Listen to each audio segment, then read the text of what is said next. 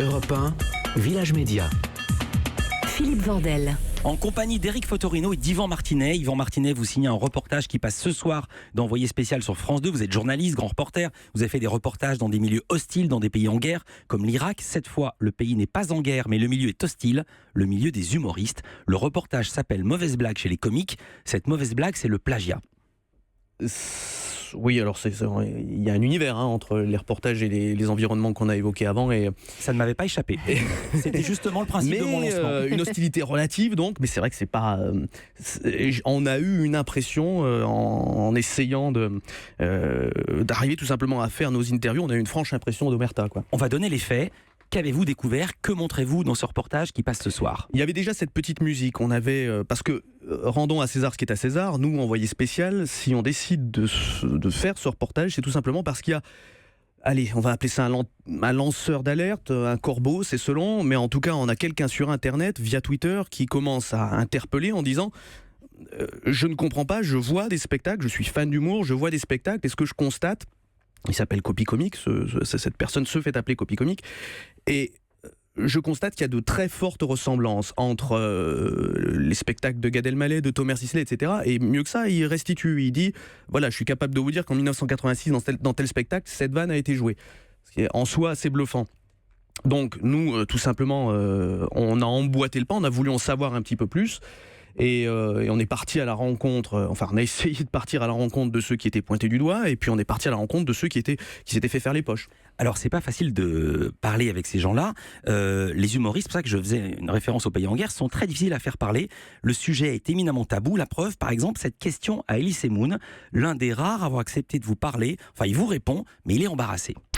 Dans ce qui se murmure dans le milieu, est-ce qu'il y a des noms qui ne sont pas sortis encore de copieurs identifiés ?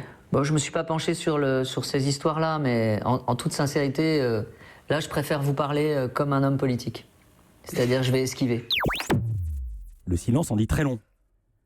Bah oui, c'est pas le sujet. C'est un petit peu compliqué d'assumer cette fonction de délateur, d'aller dire, de regarder tel ou tel, c'est pas bien ce qu'il fait.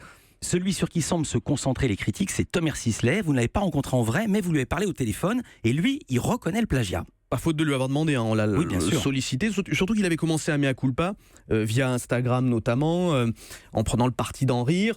On s'est dit, très bien, il assume, faut avouer, demi-pardonner, allons-y, il va vouloir sans doute. Et visiblement, nous a-t-il expliqué, c'est plutôt entre nous et lui, ces attachés de presse, ces publicistes comme ils les appellent, qui n'ont pas voulu.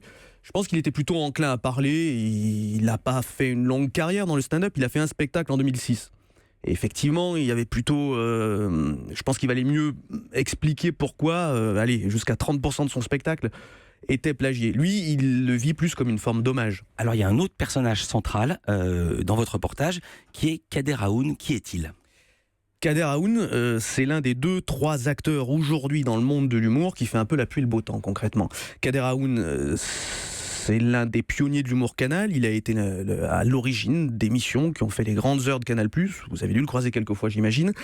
Et le Jamel Comedy Club, par exemple, c'est Jamel, mais c'est Kader Aoun. La série H, c'est notamment Kader Aoun. Le Visiophone, qui était la rubrique de Fred et Omar avant... j'ai oublié le nom de la rubrique derrière, mais enfin c'était lui qui était à l'origine. Après-vente. Exactement, merci. Et donc voilà, c'est quand même l'un des tauliers de l'humour aujourd'hui. Et dans les vidéos que poste Copy Comique, il est un petit peu le trait d'union entre ces vidéos, parce que quand Copy Comique poste une vanne de Jamel Debbouze, on voit que le spectacle incriminé, le metteur en scène et le co-auteur de ce spectacle, c'était Kader Aoun. Quand il le fait pour Thomas Sisley, on voit que le metteur en scène et le co-auteur du spectacle, c'était Kader Aoun, etc., etc. On voit que ce Kader Aoun, quand on gratte un peu, quand on commence à téléphoner aux gens qui ont bossé avec, on voit qu'il est surnommé Scanner Aoun. Donc, c'est pas dans le sujet, ça. C'est pas dans le sujet, mais j'imagine que vous n'en ignorez rien. Non, je le découvre. D'accord. Et donc je viens d'apprendre quelque chose dans Village Média. J'en suis ravi. Vous avez essayé de le rencontrer et la séquence est absolument folle, car on a l'impression de voir Élise Lucet.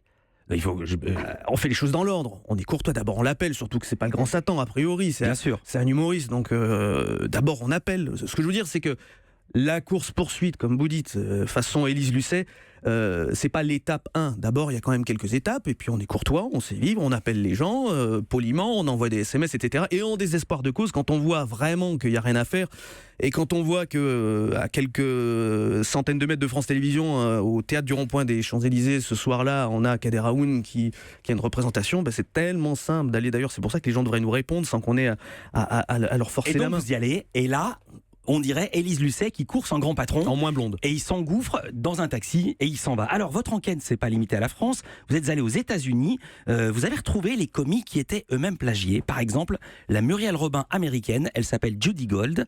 Vous lui avez montré des punchlines et des sketchs d'elle repris quasiment mot pour mot par Thomas Sisley. Et voici sa réaction. C'est comme un viol. C'est quelqu'un qui vous vole une partie de vous-même. C'est littéralement votre art qui est volé. Et ce mec se fait du fric, devient même une star de cinéma. Parce qu'il s'est dit un jour, j'ai qu'à me servir dans leur travail, je vais le traduire. Un vrai comique a ses propres idées et une voix, des choses à dire, et clairement, lui n'a rien à dire. Tu n'as rien à dire. Alors il a peut-être rien à dire, mais il vous dit quelque chose. Il se dit prêt à indemniser les victimes, à payer des droits. Qui donc ? Thomas Sisley. Il le dit pas comme ça exactement. Hein. Il dit si, je veux bien payer s'il faut, absolument. Et il dit faites le calcul, vous verrez. Sauf que quand on lui dit très bien, on va faire le calcul, donnez-nous les montants, combien vous avez fait d'entrée. En France, en province, en gros, quand vous faites un spectacle, 10 à 12% de la billetterie est prélevée pour les auteurs. Mais par-dessus, il faut ajouter les ventes de DVD. Il faut ajouter les droits d'auteur en radio quand vous passez sur Rire et Chanson. Il faut ajouter les droits télé, etc., etc. À la fin, ça fait un petit pécule, ça fait un petit magot. Thomas Sisley, quand on l'a au téléphone, très aimablement, nous dit écoutez, qu'à cela ne tienne, oui, allez-y, faites le calcul, je vous dirai. Et puis, sauf qu'on lui a demandé les chiffres, combien d'entrées, etc. Il a oublié, j'imagine, de nous répondre. Vous auriez pu faire le calcul. On attend, pour il va lui. peut-être répondre. Hein. Dernière petite question, dans le dossier de presse, on retrouve les noms de Jamel Debbouze, Gad Elmaleh, Thomas Sisley, Michel Leb ou Roland McDan. Mais en voyant le reportage, aucune trace de Gad Elmaleh. Il a été coupé au montage ou vous avez eu des pressions ? Aucune pression, je vais vous dire un truc tout bête. Un reportage, c'est l'assemblage de ce qu'on appelle nous les rushs, c'est-à-dire il y a la matière dont on dispose et puis celle idéalement dont on aurait aimé disposer. Voilà, ce reportage il est fait avec la matière dont on a disposé, avec un truc tout bête, ça s'appelle la deadline. Un bon reportage, comme on dit dans le jargon, c'est un reportage qui arrive à l'heure. Je pense qu'effectivement, si on avait eu un petit peu plus de temps, on aurait, je le crains, écorné quelques autres humoristes. D'accord, donc il peut y avoir un tome 2. Sait-on jamais, je lance un appel si vous avez du biscuit, comme on dit.